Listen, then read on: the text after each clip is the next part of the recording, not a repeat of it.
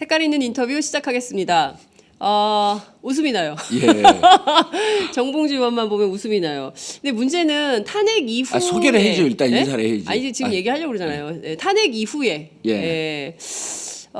정치 과정이 어떻게 될 것인가 많은 국민들이 굉장히 관심을 모으고 있습니다. 근데 이와 관련해서 이분만큼 제대로 된 분석을 해줄 분이 없으시죠. 그래서 예. 모셨습니다.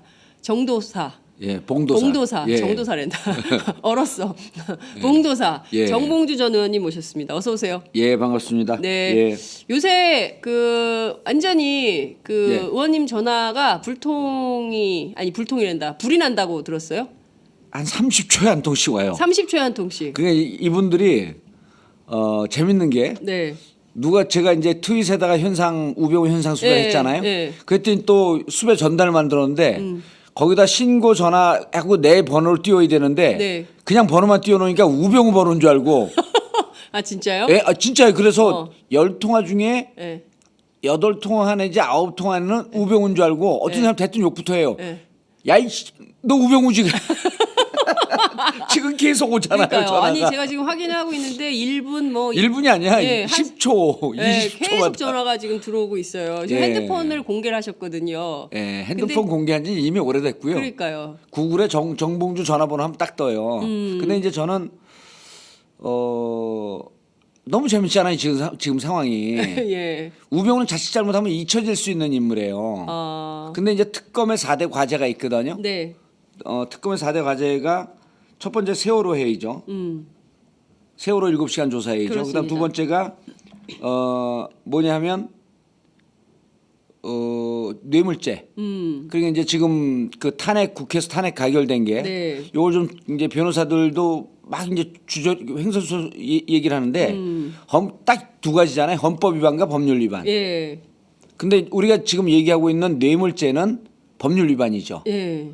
헌법 위반은 대통령으로서의 권한을 포기한 거. 네. 세월호 7시간을 조사해서 만약 그 시간에 적절한 대응을 하지 않았다라고 하면 헌법에 보장되고 있는 국민의 재산과 생명을 보호해야 할 대통령의 권한을 포기한 거거든요. 네. 이건 탄핵 사유입니다. 그래서 헌법적 가치를 포기한 대통령의 권한을 포기한 이 헌법 위반만 해도 이미 탄핵 사유인데 여기 또 법률 위반이 있잖아요. 네. 근데 법률 위반은 탄핵되고 난 다음에 이제 구속 수사를 받을 것이냐, 네. 아니면 정봉주의 뒤를 이어서 또 감옥을 갈 것이냐, 예. 이런 등등이 같이 걸려 있는 거죠. 헌법 위반해 갖고는 감옥 가지는 않거든요. 네. 근데 이제 법률 위반, 형사법 위반, 네. 이랬을 때 이제 감옥을 가는 건데, 그래서 두 번째가 이제 뇌물죄 적용을 하느냐 마느냐죠. 예, 예. 세 번째가 김기춘, 우병우 수사를 어떻게 할 거냐. 김기춘, 우병우 그 구속 수사죠. 그리고 네. 이분들이 몸통이면서도 네. 지금 김기춘은 모르쇠로 일관했잖아요. 그렇습니다. 그리고 1, 2차 청문회를 핵심적으로 한마디로 정리하게 되면 왜 김기춘이 2차 청문회 때 나왔을까?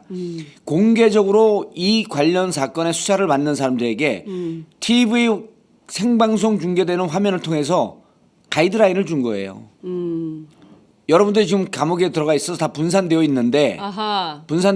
살기 위한 지침은 이거다. 나와 최순실은 모른다.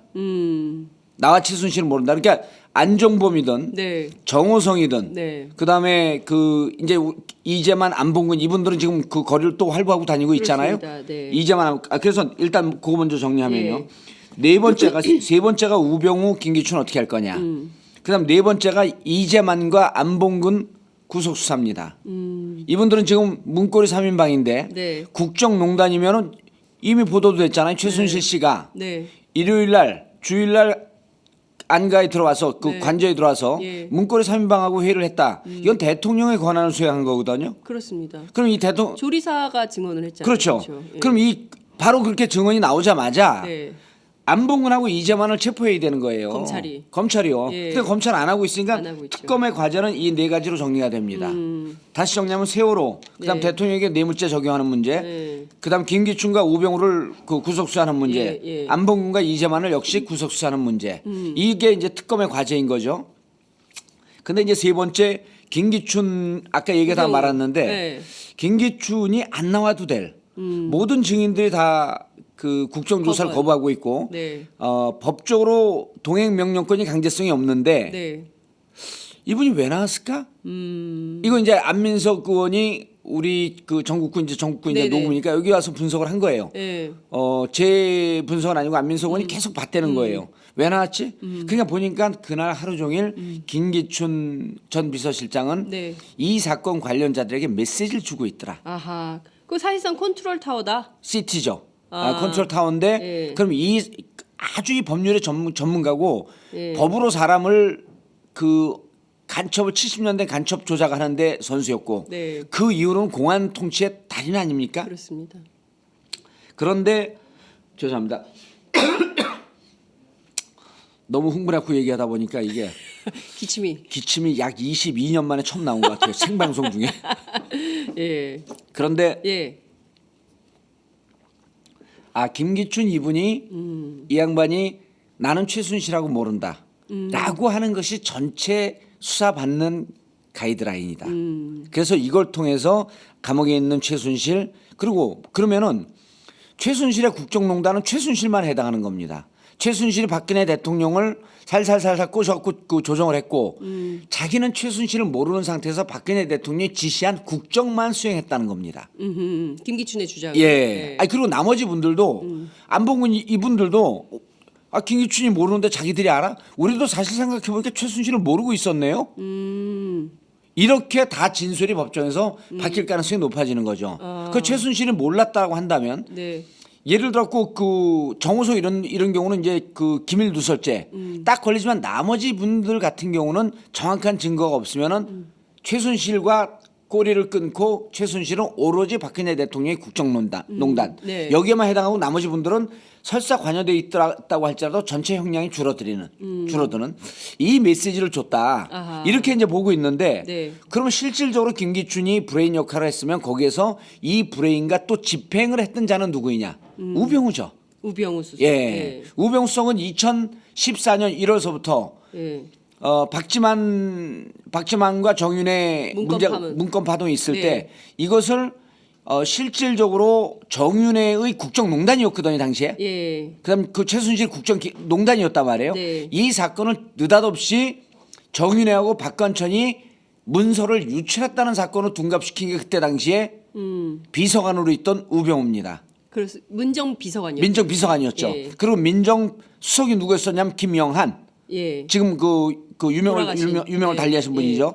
그분이 김기춘과 우병우 사이에 끼면서 그 스트레스를 받으면서 많은 술로 지새우다가 급성 간암 때문에 그 작고하신 거 아니에요? 예.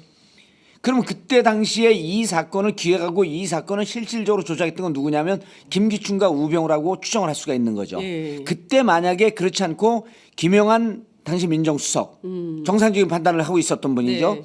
조응천 공직기강 비서관 네. 이분들의 이 자료를 보고 이렇게 청와대가 농단 당하면 안 되겠구나 네네. 하면서 그때 정리했으면은 이 상황까지 오지 않았겠죠. 물론 그렇게 될 가능성은 없었지만 네. 애당초 뭐 몸과 영혼을 다 이렇게 그 지배당한 상태였으니까. 그런데 지금 보면 우병우라는 사람이 가족과 함께 사라진 거예요. 그렇죠. 예. 가족과 함께 사라졌는데 우리가 우병우 이분을 똑똑히 기억해야 되는 게 2009년 네. 2009년 이미 중수부에서 노무현 대통령 수사에 대해서 종결을 12월에 네. 2009년 12월에 노무현 대통령 더 이상 수사할 게 없다. 기소가 안 된다. 왜냐하면 대통령 사임 이후에 대통령 그 퇴임 이후에 네. 진행된 일이기 때문에 뇌물죄나 이런 등등으로 이것을 법적 구속력이 없다라는 보고가 올라갔어요. 네. 그분이 이제 보고를 올렸는데 이분이 뭐 잘한 것 같지 않기 때문에 이름은 굳이 밝히지 않습니다. 이분도 나쁜 사람 중에 한 명이니까 당시 부역자 중수부 중에. 검사. 그렇죠. 네. 중수부에 소속되어 있는. 그럴 때 손을 들면서 이인규가 내가 하겠습니다. 이인규 중수부장이요. 네. 그다음에 기획관 홍만표 네. 그 정은호 사건으로 구속되어 있죠. 예. 예. 네이처 리퍼블릭. 네. 그 이제 예, 뇌물수수 사건 때문에. 네. 그다음에 그 밑에서 일 과장으로 직접 조사했던 사람이 우병우입니다. 그럴 때 여러분들이 알고 있는 유명한 얘기가 있잖아요. 노무현 씨, 당신은 더 이상 대통령도 사법고시 선배도 아닌 단지 피의자 자격으로 뇌물수수 피의자 자격으로 이 자리에 앉아 있습니다. 이 말을 한 사람이 바로 우병우죠. 우병우 수석. 예, 그리고 당시 문재인 현재 그 유력한 대권 주자의 기억에 네. 따르면 네. 말은 공손했지만 어투는 공손했지만 대단히 오만하고 건방져 보였다. 이게 문재인 씨가 점잖으니까 이렇게 얘기했지만 뒤집어서 얘기하면 있는 대로 얘기하면 모욕감에 치를 떨 수밖에 없었다. 이렇게 표현할 수밖에 없는 거거든요. 그렇죠. 이자가 주는 모욕감이라고 하는 것은 살면서 내가 이런 모욕감을 받으려고 사람으로 태어났나 자괴감이 들 정도로 예. 그렇게 모욕감을 준 사람이에요. 그때 그 모습이 뭐였습니까? 나는 티끌 하나 묻지 않고 내 인생에는 흠결이 1점도 없다라고 그렇게 당당하게 얘기했던 사람이 털어보니 처갓집에는 온갖 부정과 비리가 만연해 있고 롯데 신동빈 네. 그 회장이 울었다는 거 아니에요? 우병우의 이 그 여러 가지 그 이 비행과 이런 걸 보고 야 우리가 백화점으로서 1등인 줄 알았더니 범죄 백화점으로 우병우였었구나. 백화점이 밀릴 정도예요. 예. 범죄 종합 백화점. 네. 아니 그 사실이에요? 뭐가요? 신동빈 회장이 울었다는 게? 그 인간들이 울든 말든 내가 무슨 관심 있어요. 여하튼. 그런데 그러면서 지금 그렇게 깨끗한 척하다가 그렇게 사람들을 쏘아보고 인간들을 보통 국민들을 개돼지처럼 무시하다가 튄 거예요. 국회 나오라 그러니까 구속될 것 같으니까 네. 튈 때도 또 법을 다 아니까 네. 가족들을 다 데리고 튀어요. 출석 요구서는요. 예. 집에 동거인이 있으면 동거인한테 전달해도 전달이 된 겁니다. 예. 같이 사는 동거인이 예, 있으면. 예, 예. 근데 집에 아무도 없어야 되니까 자기 부인이나 아들이나 딸이 있으면 딸은 고대 16학번이에요. 네. 고대 16학번. 예, 고대 16학번 대학 경영과. 1학년. 예, 대학 그게 1학년. 학교도 안 가요? 그러면 애가? 지금 기말고사인데 안 나오고 있습니다. 딸이. 아, 다 현장에 우리가 학교도 사람. 못 가. 예, 다 그 고대 경영학과 16학번인데 저희가 제보를 받고 또 출동을 했죠. 예. 없어요. 안 나와 요즘. 기말고사 시험도 안 봐요. 학생이. 기말고사가 요번 주 다음 주부터일 거예요 아마. 네. 거기 좀 늦게 봅니다. 아. 그 기말고사도 현재 안 나오고 있고 이 자기 이 도피 생활을 하기 위해서 네. 그러니까 증거를 갖고 튀어나거든요. 예. 도피 생활을 하기 위해서 딸의 기말고사까지도 왜냐하면 딸이 있으면 네. 딸을 쭉 쫓아가고 집에 들어가는 거 확인하고 출석 요구서 주문 내는 거거든요. 네, 네. 출석 요구서 안 받은 거 그 이거 코너링 좋은 아들. 코너링 좋은 아들이요. 코너링 좋은 아들은 튀는데 네. 강원도 길은 삐뚤빼뚤입니다. 그 코너링이 좋아야죠. 제 말에 어디 숨어 있는지 뜻이 나와 있잖아요. 아, 강원도에 사시는 분들이 빨리 좀 추적을 해봐야 강원도에서 되겠네. 지금 계속 제보 들어왔습니다. 네. 어디 있는 반경까지 지금 잡았어요. 아. 별장에 있다고 합니다. 별장? 예. 강원도에 누구 별장? 그거 말씀드릴 수 없습니다. 아. 왜냐면 별장 소유주가 제보했을 수도 있잖아요. 아, 그렇군요. 그럼요. 예. 그러면 조만간 그 이른바 정봉주 레이더망에 걸리는 겁니까? 이미 걸렸습니다. 이미 걸렸어요? 우병우는 걸렸어요? 반경 5km 안으로 지금 그 포위하고 있습니다. 오늘 지금 안에 잡습니까 그러면? 그거는 못 잡아요. 왜냐하면 이런 거 있잖아요. 저기 쥐새끼가 있으면 예. 쥐새끼를 보면서 이렇게 넓은 포위망을 할 때는 쥐가 안 도망갑니다. 예. 쉽게 잡을 수 있을 것 예, 같잖아요. 예. 근데 임박하면 이 틈새로 사이로 삐져나가는 게 또 튀어. 임박해 갖고 잡기가 힘이 듭니다. 아, 그렇군요. 예, 이미 그 서초동에 있는 한 빌딩에 있었다고 예. 그저께 제보가 들어와서 예. 어제죠. 어제 저녁에 제보 들어와갖고 지하 주차장을 급습을 해갖고 예. 제규아, 예. 그다음 마세라티, 예. 벤 예. 이 세 대 차량이 동시에 튀었어요. 근데 그 안에 우병우가 타고 있는지 모릅니다. 네. 근데 마세라티 우병우 아들 차, 예. 그 마세라티는 그 찍혔어요 사진에. 예. 그런데 여기에도 있었고 강원도에도 있었다라 그러는데 제가 이제 쭉 조사해본 결과 심증적으로 강원도 쪽이 더 맞습니다.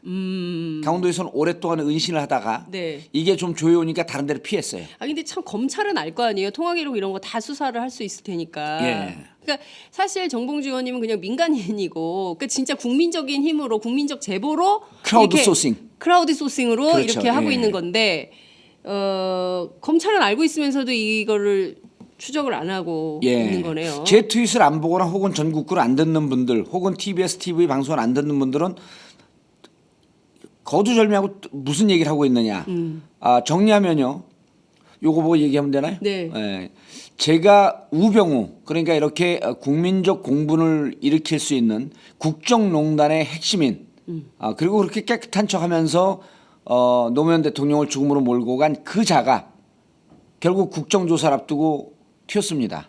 그래서 정봉주가 제 이름을 걸고 제 돈을 걸고 제가 500만 원 걸었더니 또 제 유일한 계보 안민석 의원이 저도 500만 원을 걸겠습니다. 해서 1,000만 원이 됐는데 어제 많은 분들이 문자를 주셔서 현상금 계좌 빨리 오픈해라. 네.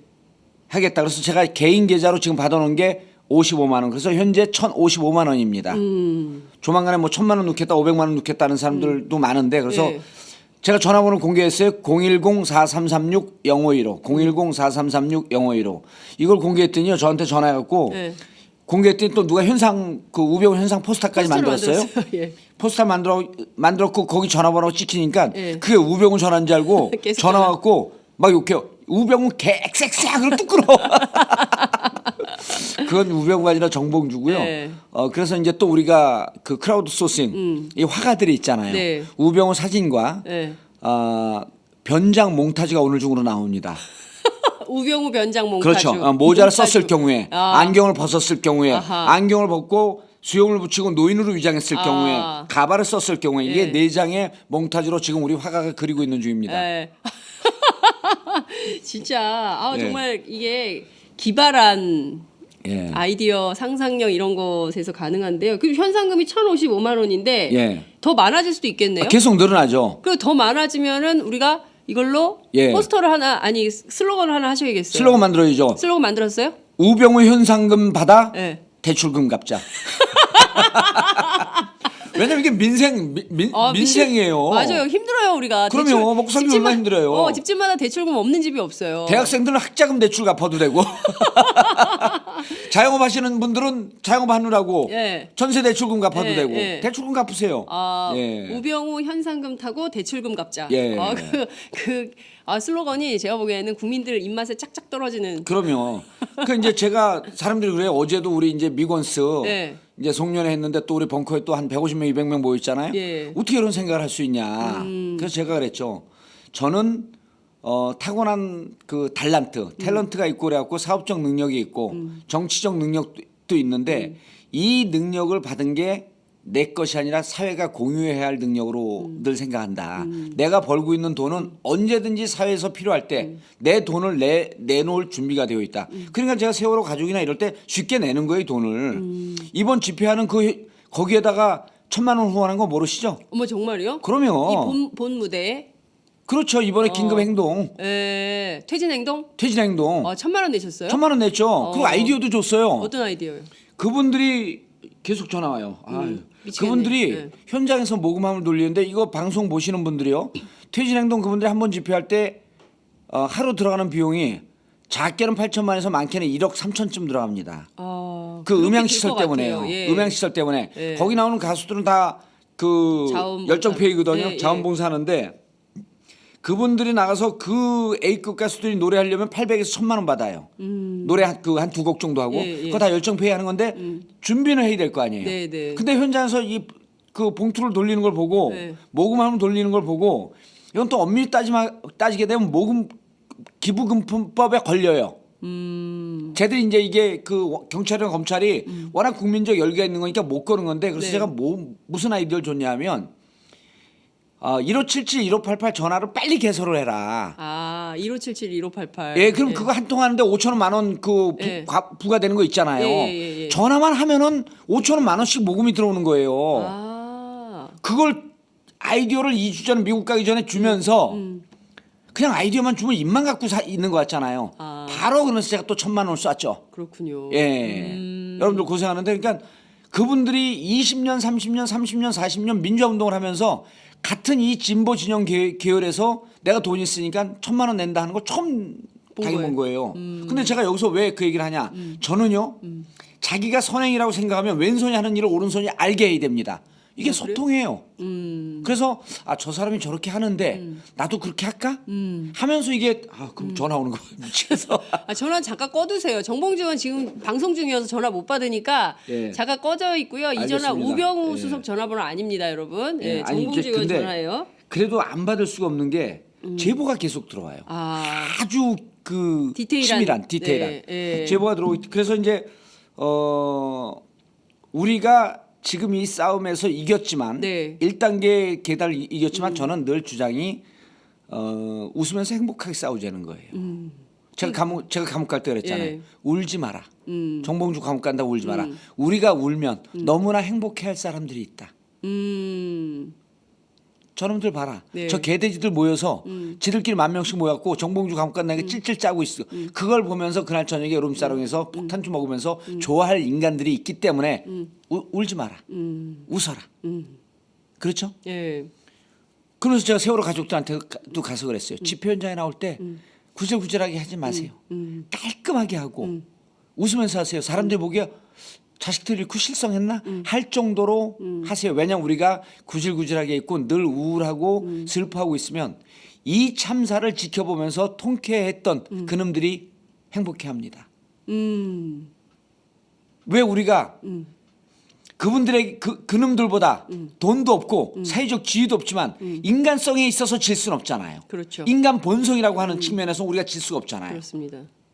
중용 1장에 보면요. 천명지 위성 하늘이 명한 것을 본성이라고 한다. 솔성지 위도 성을 따르는 것을 도의라고 한다. 수도지 위교 이 도의를 갈고 닦는 것을 교육이라고 한다. 이 본성의 측면에서 우리는 하늘로부터 귀한 본성을 타고난 분들이기 때문에 네. 이 돈에 빠져갖고 이 악의 축들이 우리를 보고 우리가 막 슬퍼하는 걸 보고 행복해하면 안 되잖아요. 그러니까 방송 보시는 분들, 네. 전국구 듣는 분들, 그다음에 뭐 파파이스 듣는 분들, 이재 듣는 분들 이런 분들이 정말 생활이 어렵더라도 우리가 그들을 뛰어넘는 인간의 뛰어난 본성을 갖고 있는 분들이기 때문에 네. 훌륭한 인품을 갖고 있는 분들이기 때문에 비록 돈은 없지만 웃으면서 그리고 여러분들이 웃기 힘들 때 제가 이렇게 현상수배를 걸면서 웃게 해주잖아요. 그러니까요. 너무 재밌었어요. 너무 재밌잖아요. 예. 아니 저는 그 현상수배 이런 거 옛날에 간첩 잡는 국정원이나 예. 경찰이나 이런 데서만 현상수배를 받지. 그렇죠. 그래서 그 프레임을 우리가 가져온 거예요. 오. 그러니까요. 저는 예. 이게 너무 재밌는 발상인 것 같고요. 우병우 수석이 쫄아 있지 않을까요? 쫄아 있겠죠. 네. 근데 오늘 아침 출근하는데 오마이뉴스 오려고 이제 아침에 또 딱 일어나고 네. 어제 우리가 이제 전 그 미건수 송년회 하고 네. 술 많이 먹고 또 그래도 제가 새벽 6시에 일어나서 딱 8km를 뛰어요. 아. 딱 뛰고 나오는데 9시 조금 넘었는데 네. 788에 2001인가 1001인가 전화가 왔어요. 아 네. 이건 기관이다 얼른 받았지. 네. 국정원에서 제보인가? 어. 딱 그랬더니 국회에서 대표 전화가 전화 온 거예요. 국회 대표 전화요? 예. 네. 국회 대표 전화 사무처 직원인데 네. 우병우 현상금에 대해서 묻는 분들이 너무 많이 국회로 전화가 온대요. 오. 왜냐면 정봉주 의원이 현상금을 냈다 그러니까 현직 의원인 줄 알고. 전직 의원인데. 예. 근데 예. 그분이 아주 조심스럽게 말투에 이렇게 존경심이 막 배어 나오면서 아. 이렇게 문의가 들어오면 어디를 알려드려야 되죠 그러는 거예요. 그래서 제 번호 여기 알려주세요. 그러니까 예. 번호를 알려드려도 되나요? 어. 이런 정치를 본 적이 없으니까 그래서 네. 구글에서 제 정봉주 전화번호 문의하면 나와요 바로. 네. 괜찮으니까 알려주세요. 그러니까 네 그렇게 하겠습니다. 국회로도 엄청 들어오는 거예요. 아니 근데 이게 지금 보면 국민들 입장에서는 예. 이렇게 오만방자한 기자를 막 째려보고 질문하는데 그 오만한 태도를 보였던 우병우 수석 검찰 조사 앞두고 이렇게 수취 거부를 하면서 예. 국민을 농락하는 이 상황을 못 견디는 거죠. 못 그래서 견디는 이거는 거죠. 우리가 찾아야 되겠다. 예. 이렇게 생각하는 국민들이 너무 많은 겁니다. 저희가 이제 재밌긴 해서 너무 시간을 많이 하려 했는데 본격적인 얘기를 좀 예. 해야 될 것 같아요. 탄핵이 됐습니다. 예. 12월 9일. 예. 국민들은 탄핵 이유가 더 걱정이라 그래요. 예. 그러니까 왜냐하면 지금부터는 혼란의 시기다. 그러니까 물론 이제 황교안 총리 권한대행이 일정 부분 역할을 하려고 하겠지만 중요한 건 야당 정치인들이 이제 대선이 앞으로 다가오기 때문에 예. 이게 개인적 차원에서의 개인 플레이를 하게 되면 그 다음에는 어떻게 되는 거냐. 예. 그러니까 굉장히 국민들이 또 불안한 거예요. 고통스럽죠. 예.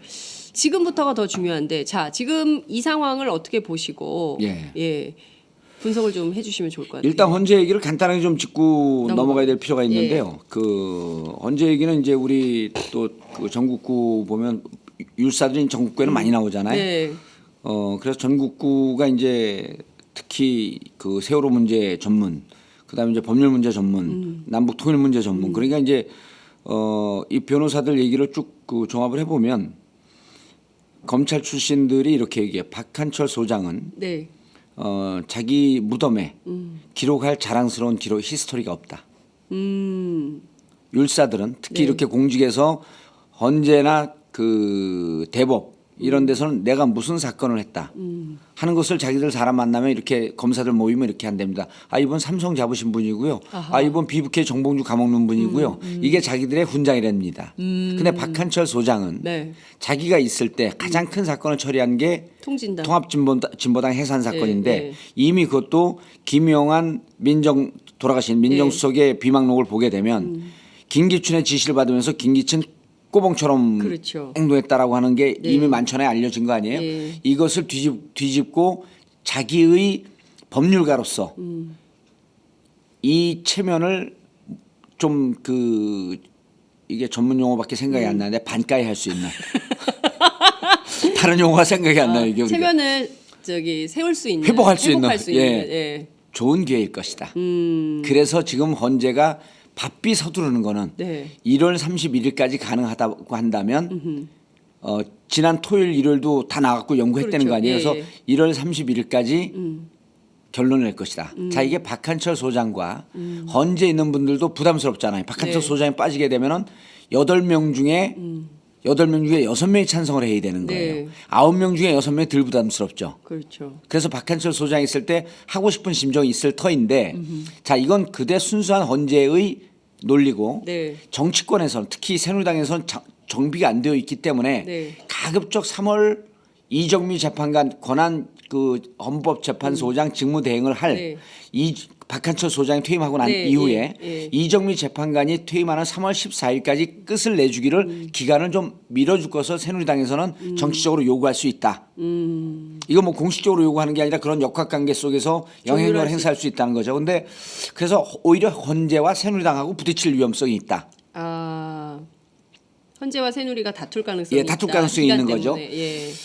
그런데 박한철 소장이 과연 1월 말까지 지금 시기적으로 보게 되면 45일 정도밖에 안 남았는데 가능하냐? 네. 가능하다라고 보는 분들이 소수 의견입니다. 근데 김종대 전 헌법재판관의 경우에는 서두르면 한 달 만에도 할 수 있다고 그렇죠. 얘기한 바 있어요. 예, 예. 실질적으로 예. 너무 깔끔하게 이게 혐의 사실이 공범 피의자, 네. 노무현 대통령 피의자 아니었었잖아요. 예. 그래서 60일인가 63일 걸렸는데 이번 같은 경우는 피의자, 그다음에 지금 추가로 기소된 네. 사람들과 보게 되면 여러 건에 있어서 공범 관계가 나오잖아요. 네, 예. 그렇기 때문에 이거는 이미 법률 위반은 딱 떨어졌고 네. 아까 말씀드렸던 헌법 예. 위반도 어느 정도 확증이 된 것이기 네, 때문에 네. 빨리 갈 수 있다라고 하는 분들이 많아요. 그리고 그래서 이제 박한철 소장 빨리 내고 싶은데 새누리당에서는 빨리 하게 되면 우리는 이번 대선 포기해야 된다. 아 새누리당이. 예, 그래서 3월 10일까지 좀 늘어뜨리고 싶을 거고요. 요게 이제 헌재를 바라보는 관전 포인트입니다. 네. 그럼 이 좀 빨리 밀어낼 수 있는 것은 어떻게 하면 되냐? 네. 저녁 5시에 네. 이제 우리 퇴진 행동에서도 그런 어느 정도 기획을 할 텐데 네. 5시에 날마다 헌재 앞에 가서 촛불 들고 있으면 됩니다. 10명이 있든 50명이 있든 100명이 있든 퇴근하기 전에. 그러면 네. 그 헌재 재판관들 퇴근할 때 아니면 퇴근 안 하면 안에서 보이거든요. 네.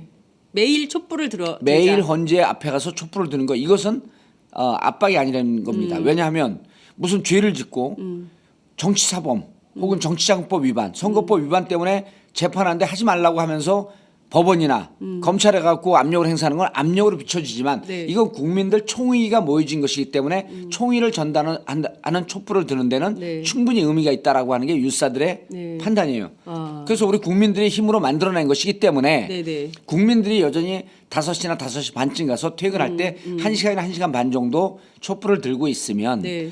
이런 것이 국민들의 강력한 의지라고 하는 것이 전달될 수 있을 것이다. 네. 라고 하는 판단을 좀 해볼 수 있을 거고요. 자, 이제 문제는 야당입니다. 그렇습니다. 지금 이제 골대 라인까지 공이 들어왔어요.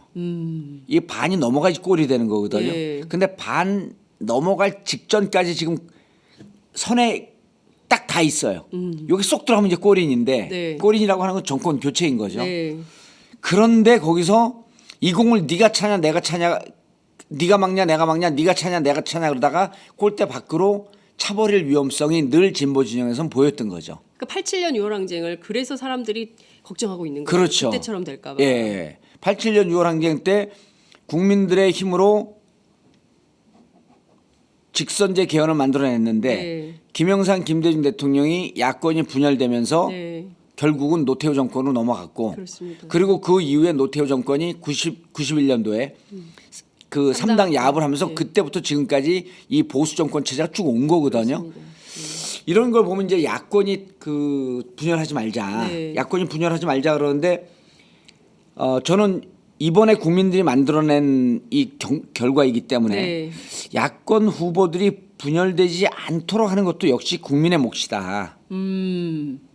충분히 가능할 수 있습니다. 그러니까 촛불 민심이 예. 야권 분열도 막아낼 수 있는 그 견인차 역할을 할 수 있다. 그러면 이제는 이렇게 이런 얘기를 우리가 그 스스로 자부심을 갖고 새겨야 될 필요가 있습니다. 뭐냐면 광장에 모인 국민의 함성이 헌법입니다. 네. 헌법입니다. 여러분이 들고 있는 촛불이 헌법입니다. 이제는 이 헌법을 누군가가 우리 대신해 줄 것이 아니고 국민들의 단합된 힘이 바로 헌법 정신을 집행하고 그 정신을 살리는 거거든요. 네. 그냥 국민들이 함께 모여 있으면 후보들도 자기들끼리 이 떡이 내 떡이니 이 꼴이 내 꼴이니 하면서 싸우는 상황을 막을 수가 있다. 이런 거예요. 예를 들어서 지금 이제 유력한 후보가 문재인, 네. 그다음에 이제 이재명 시장, 그다음에 이제 그 여론조사 전문가들은 요 상황이 지나면서 네. 박원순 시장도 한쪽으로 좀 올라오지 않겠느냐 이제 이런 예측을 하는데 자 이렇게 유력한 후보들이 한 3명쯤 있으면 대부분의 유권자들 지지자들은 그 후보를 이래서 좋습니다 저래서 싫습니다라고 하면서 평가를 하면서 그 후보 뒤에 줄을 서거든요. 국회의원들도 줄을 씁니다. 저는 이거를 하지 말자는 거예요. 이걸 하지 말고 예. 이렇게 하면 그러다가 이제 A라고 하는 후보가 되면 네. B, C를 지지하고 있던 사람들은 이게 뭔가 경선 과정에 문제가 있었다.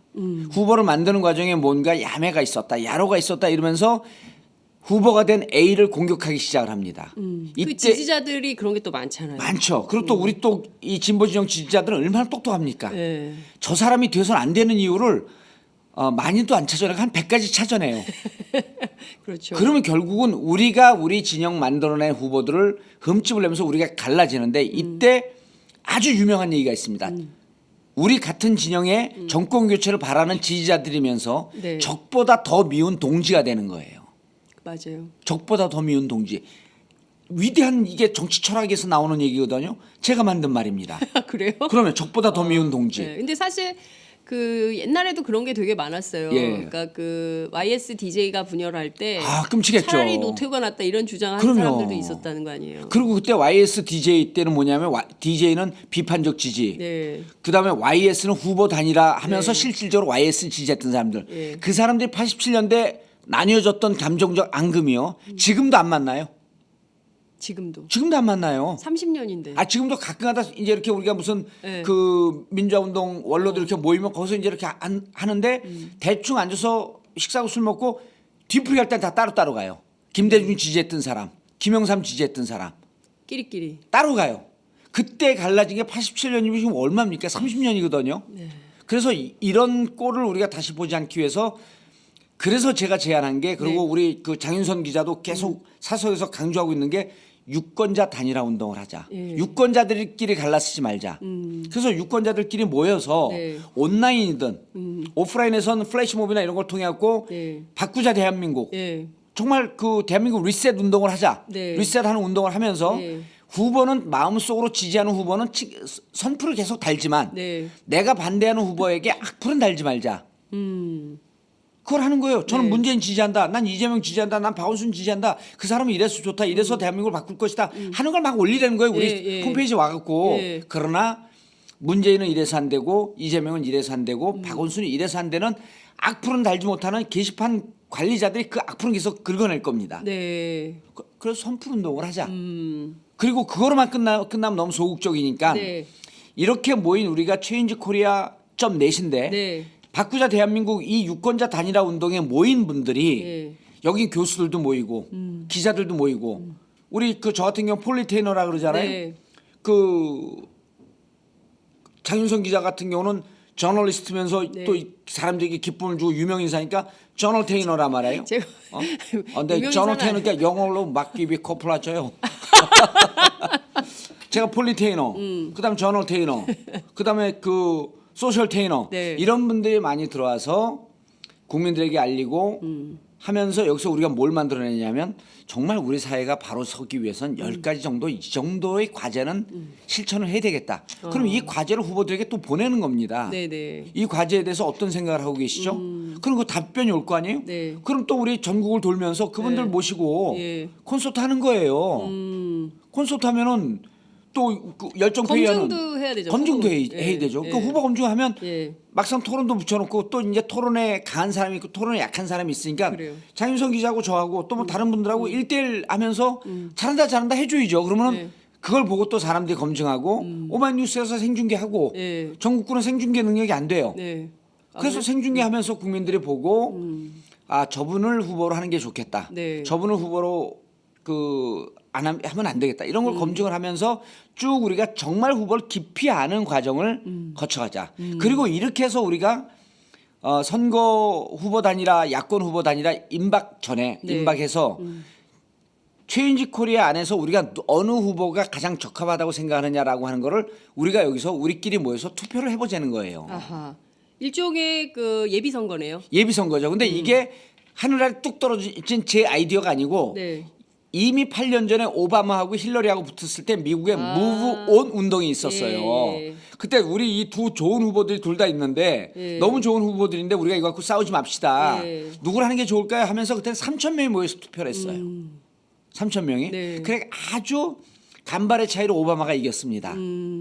그런데 마지막에 무브온 운동이 결국 오바마 대통령 당선되는데 결정적 공헌을 하는데 네. 마지막에 회원이 2,800만 명까지 갑니다. 2,800만 명. 예. 예. 이렇게 보면 우리나라에선 적어도 7,800만 명이나 1,000만 명까지 가서 이것이 정권 교체에 힘이 될 수 있다. 700만이면 지금 그 촛불로 거리에 나온 시민들이에요. 그러네요. 결국 정권 교체는 촛불을 든 여러분들의 손으로 하는데 그 전에 후보를 만드는 과정, 우리끼리 토론하는 과정. 네. 그다음에 그냥 토론만 합니까? 길거리에서 제가 이런 거 구상하고 네, 있어요. 어떤 거요? 그 정말 이거 그 대학생들 중에서 네. 율동을 잘하는 친구들을 그 율동 전문가들이 그 율동을 가르쳐갖고 바꾸자 대한민국이거든요. 체인지 코리아.net 예. 아무 얘기도 안 하고 그 시청 앞에서 예. 플래시몹을 하는 거예요. 플래시몹을 하는 거예요. 근데 제가 주제가도 생각해냈어요. 주제가? 예. 네. 은하철도 999. 온 국민의 애창곡. 왜 그런 줄 아세요? 왜 그래요? 민주주의 고고고. 민주주의 고고고. 민주주의 가자는 거예요. 예. 은하철도 999 모르는 사람이 없거든요. 알죠, 다 알죠. 그건 다 네. 알죠. 그럼 또 은하철도 999 부른 김국환 씨가 열정페이할지 어떻게 알아요? 그래서 저는 네. 모든 국민들이 아는 노래. 그다음 또 아주 유명한 군가도 있어요. 군가? 군가를 또 개사해서 네. 군가인데 운동권 노래로 개사했던 노래가 있습니다. 기억하실지 몰라요. 높은 산 깊은 골 적막한 산하. 그런데 이게 아크로폴리스 광장 뭐 이런 거로 네. 개사된 게 있어요. 아. 서울대 운동권에서. 예, 예. 이게 군인들 아, 의원님 노래도 잘하시네요. 잘하죠. 이게 군인들 애창곡 매년 뽑을 때 10위 애창곡 중에서 1, 2위에 들어가는 거예요. 아, 그래요. 그럼 보수 진영의 분들 감정까지 건드리는 거예요. 이런 걸 플래시몹을 하고 네. 두 번째는 뭐냐면 한 50대 정도 오토바이가 비상등을 켜고 천천히 갑니다. 그럼 우리가 바꾸자 대한민국 플래카드 들고 뒤에서 앉아갖고 네. 쭉 도는 거예요. 그 도로교통법 위반이라고 황교안 총리가 예. 불법 집회에 엄단하지 않을까요? 그게 불법 집회죠. 아니에요? 오토바이가 가는데요. 오토바이가 시동이 성능이 안 좋아갖고 5km 달리겠다는데. 그리고 이 법은 제가 다 찾아봤어요. 없어요. 괜찮아요? 그럼요.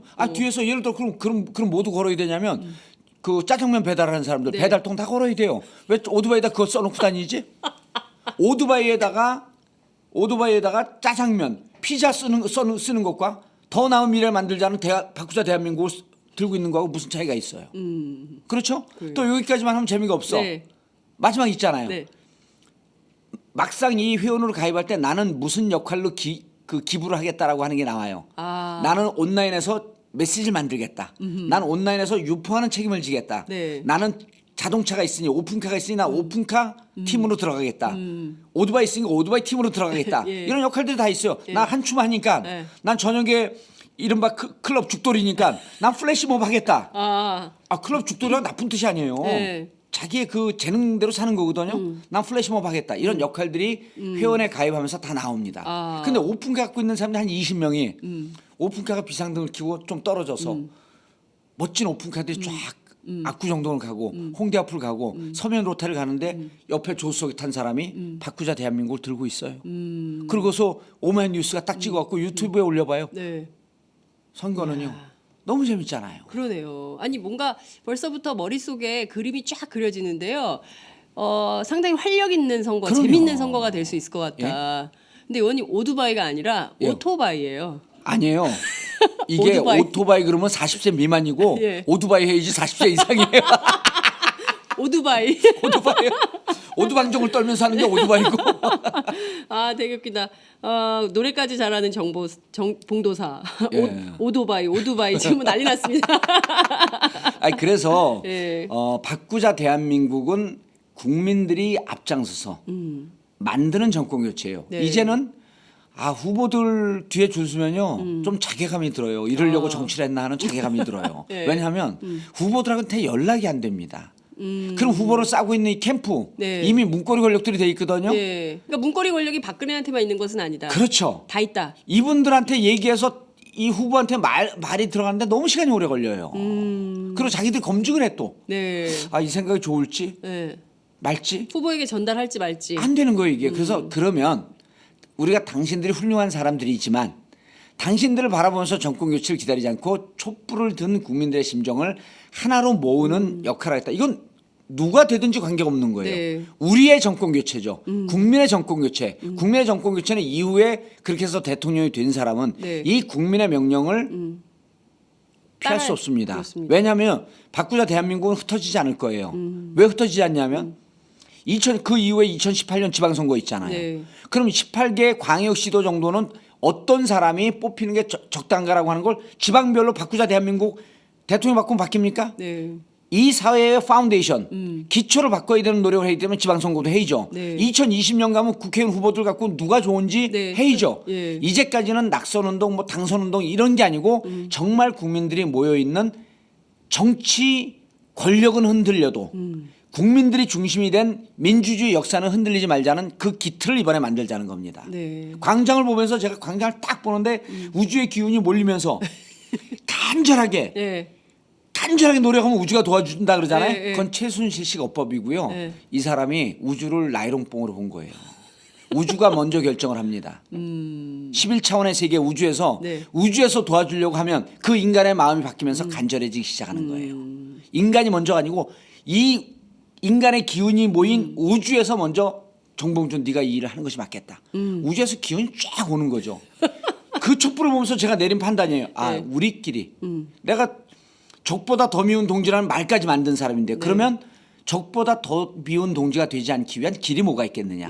우리끼리 손잡고 내가 이재명을 지지했지만 내가 문재인을 지지했지만 결국 내가 지지하지 않은 사람이 될지라도 함께 손을 잡고 리셋 코리아를 만들 수 있는 네. 이 길이 뭐가 있겠느냐 고민을 한 거예요.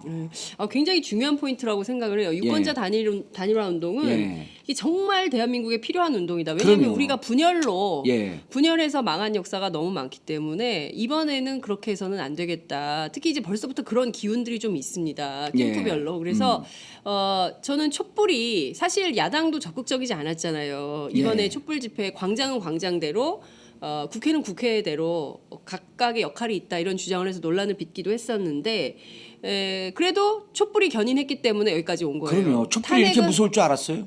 몰랐잖아요. 우리 장윤성 기자도 오랫동안 민주화 운동을 해왔고 저도 40년 이 바닥에 있었는데 정말 국민의 힘으로 세상을 바꿀 것인가? 이런 거에 우리가 가장 회의를 갖고 있었던 사람들 아니에요. 그렇죠. 그런데 이번에 바뀌는 걸 보면서 이제까지 우리가 갖고 있었던 운동, 민주화 운동의 방정식, 그다음에 그 민주주의의 방정식 이런 게 다 깨진 겁니다. 그러니까요. 깨졌을 때 뭘 해야 되냐면 내 머리에 있는 기존의 사고를 기존의 인식의 관성을 탈피해서 다시 내 머릿속으로 리셋을 하는 거예요.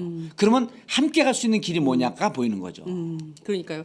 말씀하신 대로 이게 누가 누구를 지도하고 누가 누구를 지배하고 예. 누가 시키는 대로 하고 이게 제일 싫어하는 구도가 된 거예요. 그러니까 그럼요. 뭐냐면 다들 생각이 있고 다들 판단이 있어요. 그 판단을 가지고 촛불 집회에 오는 것이고 예. 그것이 집단지성의 힘으로 누가 시키지 않아도 쓰레기를 줍고 누가 시키지 않아도 아우 안전해야 된다. 애들을 그럼요. 먼저 보호해야 된다. 노인, 예. 여성 보호해야 된다. 너무 심하게 밀지 마세요. 간격을 유지합시다. 길을 만들고 저는 수많은 기적들이 나오고 있다고 생각하거든요. 그럼요. 그러니까 그런 차원에서 유권자 단일화 운동을 통하면 이 운동이 결국은 야권의 정권 후보들도 교체하는 거죠. 그리고 견인하고 후보 단일화라고 하는 것은 아주 낮은 차원의 정치적 결정이고 네. 정권 교체를 국민의 힘으로 하는 거죠. 그리고 그 정권 교체된 이후에 네. 국민들이 무엇을 바라느냐라고 하는 광장 민주주의와 대의 민주주의가 접목이 되는 네. 아주 중요한 시점이고요.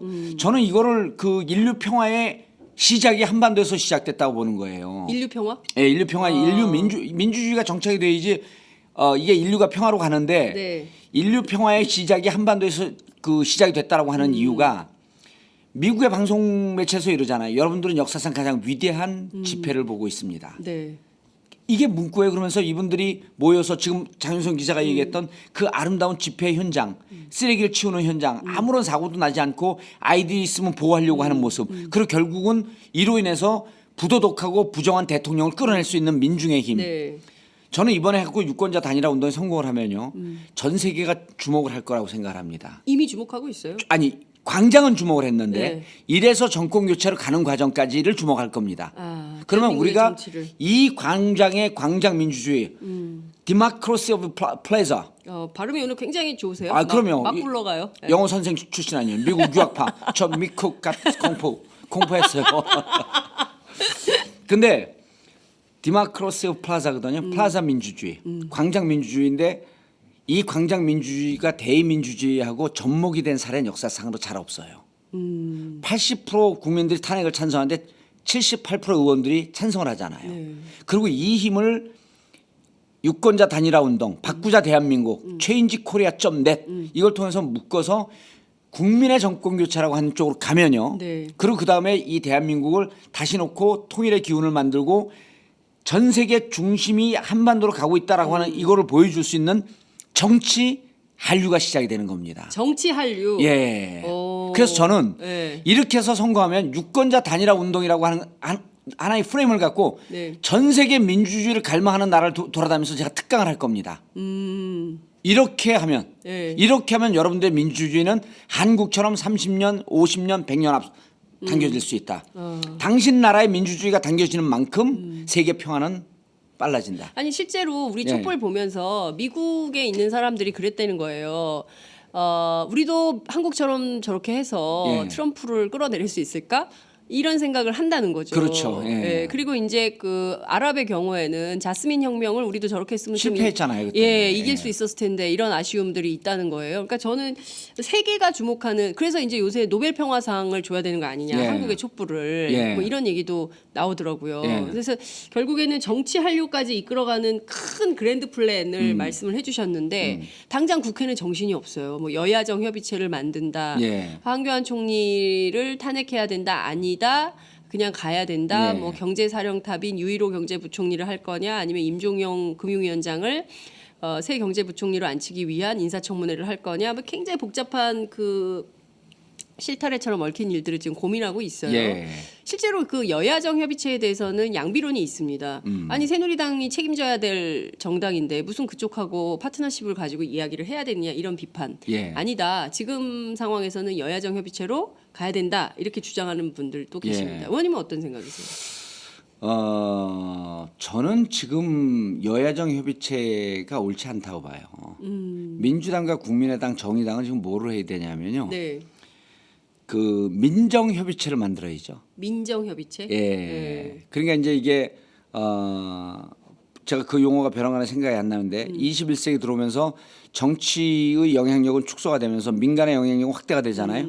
그래갖고 민간과 정치가 함께 손을 잡고 함께 콜라보할 때 세상이 바뀐다라고 하는 게 유럽 정치의 모델 아닙니까? 네, 네. 그래서 그러면서 유럽이 민간이 힘을 모으는 모델을 협동조합으로 삼고 있는 거고요. 지금 이제까지 보면 민주당이 김대중 노무현 대통령, 김대중 대통령 이후에 김대중 대통령이 뭘 잘했냐면 민간 시민운동 단체하고 늘 함께 머리를 맞댔어요. 맞아요.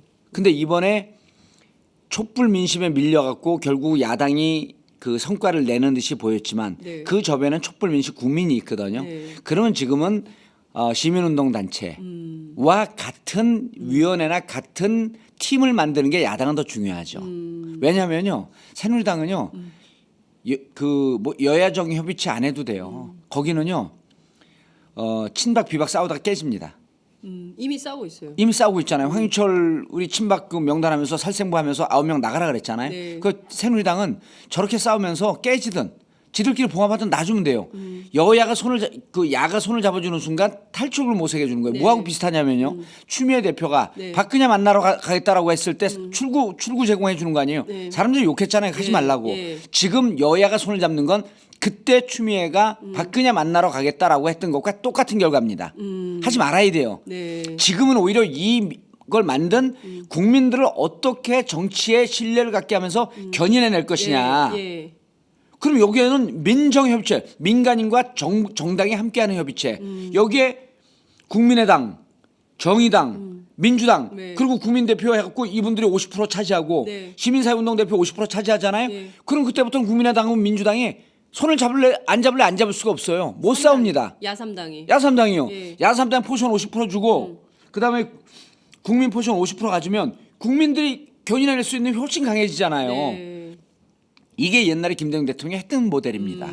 그 지금 정당 시민사회단체 연석회의 같은 거를 이 김구 선생도 굉장히 예. 그 해방 전국에서 주장했던 모델이고 실제 그 정당 사회단체 연석회의가 상당히 성과를 냈었죠. 근데 예. 지금 말씀하신 대로 여야정 협의체는 예전에 그런 생각이 좀 들어요. 촛불 민심이 막 이렇게 달아오르기 직전에 민주당이 여야 협상으로 뭘 좀 자꾸 하려고 했어요. 여야 협상으로 타결을 하려고 했을 때 국민들이 뭐라 그러냐면은 야당이 왜 지금 여야 협상을 하냐. 국회에서 그럴 게 아니라 촛불 민심하고 손을 잡고 예. 새로운 전국을 만들기 위한 노력을 해야 된다. 예. 야당은 국민과 손잡아라. 예. 광장으로 나와라. 이런 얘기를 굉장히 많이 했었거든요. 결국 이제 그렇게 된 셈이긴 한데 지금도 또 이 프레임으로 여야정 협의체로 가려고 하는. 그게 왜 그러냐면요. 일단 여의도 정치권에 있으면 옛날에 우리 박영선 원내대표가 세월호 가족들하고 합의하지 않은 상태에서 박근혜 대통령하고 여야 영수회담 들어가고 네. 원내대표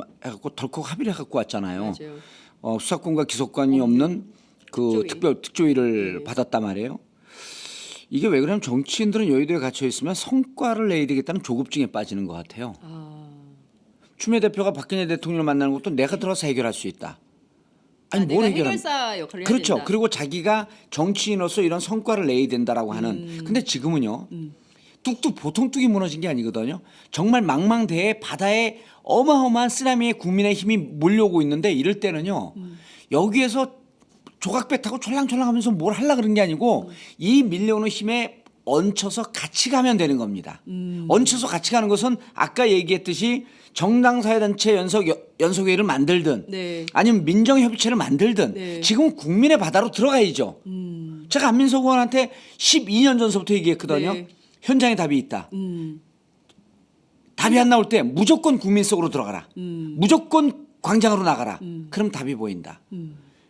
한 번도 저는 정치를 하면서 광장에서 집회를 할 때 토요일 날 안 나온 적이 없거든요. 네. 제가 여러분들 뭐 아이디어도 좋고 뭐 진정성 있고 현장에 나오면 현장에 나와서 세월호 가족의 손을 잡는데 어떻게 눈물이 안 납니까? 그럼 세월호 어떻게 해야 될 것인가? 이걸 내 정치 인생에서 어떻게 가져갈 것인가라고 하는 답이 나오잖아요. 네. 안민석 의원이 그렇게 12년 동안 제가 지적한 걸 받아들였고 오늘날 거의 당대표급의 안민석 의원이 됐단 말이에요. 깜짝 놀랐어. 저러다 경기도지사 될 것 같아.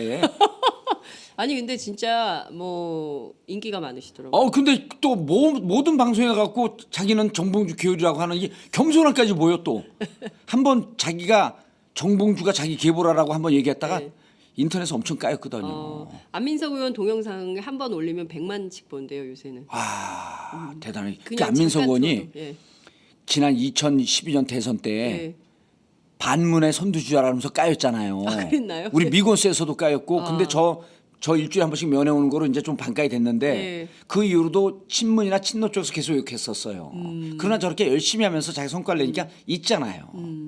그러니까요. 근데 그래서 여하튼. 어쨌든 현장에 답이 있는데 이런 문제도 자꾸만 이제는 국회에서 조급하게 성과를 내려고 하지 말고 새누리당은 이미 무너지는 집에는 어디까지 무너지는지 제가 또 유명한 얘기 했잖아요. 네. 쓰러지는 자요. 중간에 몸 비틀어갖고 일어나려고 그러다 보면 디스크 걸려요. 그러니까 쓰러진 자요 바닥을 딛고 일어나라. 새누리당 쓰러지고 있잖아요. 네. 완전히 넘어진 상태에서 진흙탕 안 묻히려고 그러지 말고 다 진흙탕 묻힌 다음에 바닥을 딛고 일어나면 그때는 정말 합리적인 건전한 보수로 거듭날 수 있어요. 지금은 수구정당 아니에요. 수구 정당이죠. 그 바닥에 다 쓰러져라. 진흙탕 다 묻히고 국민들로부터 돌팔매 맞을 대로 맞고 그리고 합리적이고 이성적인 보수로 거듭날 때 우리하고 대화도 되는 거죠. 새로운 보수 정당으로 거듭날 그러면 때 양쪽의 날개가 병들지 않은 건강한 날개로 날 때 이 사회는 행복해질 수 있는 거예요. 진보 보수 건강한 양쪽의 날개를 날아라. 이 얘기를 잘못 듣고 친문과 친박을 빼고 중도를 만들자 네. 이렇게 개소리하는 정치인들이 있어요. 지금도 있어요.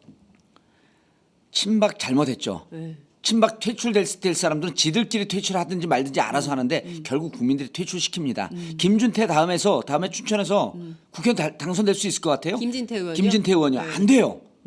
또 돼도 그건 춘천 시민들의 운명입니다. 그러나 완전히 바닥에 쓰러져서 딛고 일어날 때까지 우리는 새누리당을 관망하고 지켜봐야죠. 너희들끼리 싸워서 정말 합리적인 보수로 거듭날 수 있는 계기가 됐으면 좋겠다. 쓰러지는 사람을 쓰러지지 말라 가서 손을 잡아주는 거예요. 그럼 그 사람만 안 쓰러집니까? 손을 잡고 있는 내 균형도 흔들리지. 네. 간단한 거예요 이게. 네. 그러니까 그냥 쓰러지게 놔두고 우리는 우리를 여기까지 키워온 여기까지 몰고 와서 탄핵이라고 하는 위대한 결과를 만드는 국민과 어떻게 할 것인가를 고민해야죠. 그러니까요. 거기에 해법이 있는 거 아니겠어요? 그럼요. 예, 국민과 함께 새로운 대한민국을 어떻게 만들 것인가를 지금부터 고민해야 되는데 또 여야 정협의체를 만들어서 가자. 예. 아, 어제 어느 우리 그 미건수 의원이 네. 그 중요한 지적을 하더라고요. 이번 12월에 사면될 가능성이 없습니까? 그러니까 사면이라고 하는 것은 공격적 행위이기 때문에 직무대행은 법적으로 할 수 있지만 해서는 안 되는 분야라 그러더라고요. 근데 황교안 총리가 근데 너무나 많은 여권 쪽에서도 이제 사면 복권을 단행해라 이렇게 요구가 들어가는 걸 알고 있는데 제가 그 얘기했어요. 지금 그 유권자 단일화 운동도 있고 그런데 정말 농담 안 붙여서 크리스마스 때 성탄절 특사 해주면 그리고 앞으로 150일 뒤에 대통령 선거 있으면 150일이면 저에게 충분합니다. 대선 출마. 그래서 세상을 바꿀 힘이 있습니다. 네. 해갖고 제가 되든 안 되든 이 선거판을 정말 얼마나 아름답고 얼마나 희망차게 이 선거판의 기본적인 아젠다는 무엇인지 제가 그거 만들었잖아요. 이제는 정권 교체가 아니다. 이제는 국민혁명이다. 혁명의 시대로 들어온 거거든요. 이게 이미 촛불을 든 국민들이 단 한 명의 연행자도 없다라고 하는 것이 네. 우리는 세계에서 가장 위대한 민족 한민족은 혁명은 보통 유혈혁명이거든요. 네. 피를 본단 말이에요. 근데 촛불이라고 하는 무혈혁명의 시대로 들어섰다. 그렇죠. 그래서 이 혁명이 완성되는 순간 정말 정의가 사는 사회, 공평한 사회, 양극화가 없어지는 세계에서 유일한 나라, 남북 경제 협력이 신속하게 진행되는 나라, 국민 전체적인 경제 총량이 나아지는 나라, 네. 재벌들이 정신 차려서 재벌들이 국민들의 이 재산을 쪽쪽 빨아가지 못하게 하는 나라, 폐지 줍는 노인네들이 없는 나라, 키우기 힘들어갖고 애 안 낳겠다고 하지 않는 나라, 취업 안 돼갖고 목숨을 끊는 청년이 없는 나라, 이런 나라를 만드는 게 국민혁명이거든요. 네. 그래서 제가 그랬어요. 신에게는 아직도 몇 척이죠? 12척. 12척. 나 그거 헷갈려. 한타스라고 기억해 있어. 신에게는 아직도 12척의 배가 남아 있습니다가 네. 아니고 만약 저를 사면시켜주면 저에게는 아직도 150일의 시간이 남아 있습니다. 그러니까 2달이라는 시간, 예. 혹은 그 3월 10일 날 3월 한다고 10일 날 전제했을 때. 전제했을 때 예. 그 대선을 준비하기에 결코 부족한 시간이 아니라는 거죠. 이미 저는 2년 6개월 동안 준비했어요. 전국구를 통해서. 그리고 팀이 짱짱합니다. 알겠습니다. 예. 그래서 저는 이제 이게 이제 왜 그러냐면 국민들에게 농담식으로 비춰질 수 있지만은 이런 겁니다. 지금 보는 분들이 저거 무슨 그 미치다 뭐 그 빵꾸날 얘기를 하나? 그런데 결론이 좀 이상하다 이렇게 생각하시는 그렇게 분들도 할 수 있을 있죠. 근데 거예요. 왜 그러냐? 왜 이 대목을 봐야 되냐면 대통령과 촛불을 든 국민은 결코 위아래 개념이 아니라는 얘기입니다. 국민이 대통령이고 네. 촛불이 헌법이라고 제가 그랬잖아요. 네. 이 국민의 함성이 헌법입니다. 그럼 헌법 능력을 헌법 정신을 가장 잘 실천하는 사람이 누구예요? 대통령이거든요. 근데 지금 국민들이 대통령보다 더 잘 실천해. 네. 모든 국민은 대통령이 될 수 있다. 피선거권 박탈됐고 5년 4년 동안 정치권에서 물러나 있었지만 네. 저에게 기회를 주면 여러분 국민들과 똑같은 눈높이에서 이 대통령에 도전해서 막강한 힘을 낼 수 있는 위대한 국민의 힘을 내가 앞장서 실현해 보이겠다. 이런 의미인 거죠. 그러니까요. 사면복권이 돼야 되는 거잖아요. 예, 아니 안 돼도 관계 없어요. 왜냐하면 안 돼도 돼요? 네. 지금 대통령보다 더 위대한 일을 하고 있기 때문에 아 그러니까요. 현상수배부터 시작해가지고 체인지 코리아, 체인지 코리아 유권자 단일화 예, 체인지 코리아.net 이게 선거 때 후보는 안 보이고 정봉주만 보일 것 같아. 네, 시간이 다 돼서 이제 정리를 좀 해야 될 것 같습니다. 시대가 혼란스럽다고들 하지만 예. 결코 그렇지 않다. 가려서 보면 다 보인다. 예. 이 국정원 포스터 같아요. 잘 그럼요. 보면 보인다. 예. 제가 우병우 잡을 때 그랬잖아요. 꺼진 우병우도 다시 보고 숨은 우병우도 다시 보자. 예. 딱 국정원 포스터예요. 그러면 예. 그래서 제가 요즘 제 그 닉네임이 뭐냐면 예. 분노하는 시민의 대변자. 아 그래요. 여하튼 끝으로 우리 촛불 시민들에게 한 말씀 하시죠. 예, 우리가 만든 혁명입니다. 그리고 이 혁명은 앞으로도 쭉 가야 될 거고 이 혁명이라고 하는 것을 무슨 폭력 그리고 충돌 이런 개념으로 보지 말아 주시고요. 지금 우리의 혁명은 억눌려 있던 정의가 분출하는 혁명입니다. 그렇다고 한다면 불의는 비켜줘야 되죠. 불공정한 사회는 비켜줘야 됩니다. 한 번쯤 65세 이상, 70세 이상 된 노인 어르신들이 이 추운 겨울날 길거리에서 신문지나 폐유지를 줍는 것을 보고 가슴 아파한 분이 있다고 한다면 그분이야말로 대통령입니다. 그분이야말로 헌법이고요. 이 헌법 정신을 실현하고 헌재에서 이 탄핵안을 가결시킬 수 있도록 오후 5시에 헌재에 촛불을 들고 모여주시기 바라겠습니다. 그리고 아까도 말씀드렸듯이 유권자가 손을 잡고 대한민국의 혁명을 만들어야 됩니다. 유권자 단일화 운동, 우리끼리 싸우지 말고 우리끼리 함께해서 대한민국의 혁명을 완수할 수 있도록 changekorea.net 많은 분들이 회원으로 가입해 주시기 바라겠습니다. 네, 오늘 말씀 잘 들었습니다. 예, 감사합니다. 마무리하겠습니다. 감사합니다. 예, 감사합니다.